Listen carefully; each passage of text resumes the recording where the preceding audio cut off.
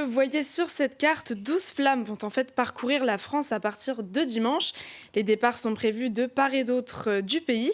En violet, ce sont les villes d'allumage du feu et en rouge, les villes relais qui porteront la flamme le lendemain, lundi 26 août.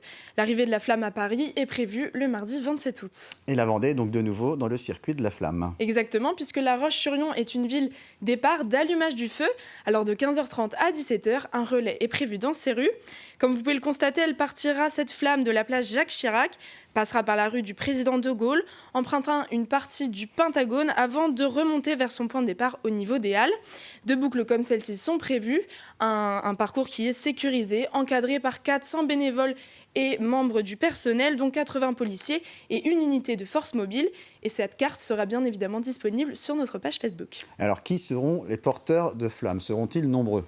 Effectivement, 24 personnes ont l'honneur de porter cette flamme paralympique en Vendée. Jusqu'à jeudi 22 août, nous n'avions le nom que de 5 d'entre eux. Parmi eux, le paratriathlète David Pasquier, le pilote de handicart Fabrice Dubois et le paraathlète olympique Olivier Châtaignier, dont on a parlé dans le JT cette semaine, Aurélien.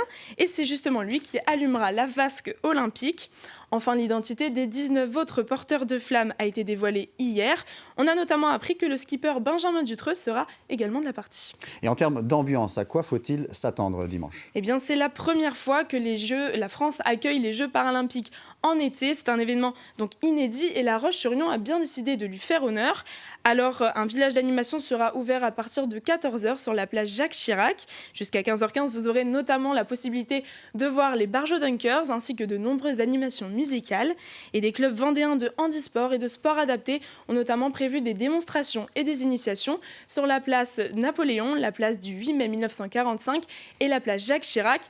Et c'est là-bas que se terminera cette belle journée à 18h30 avec un concert de l'orchestre La Belle Famille.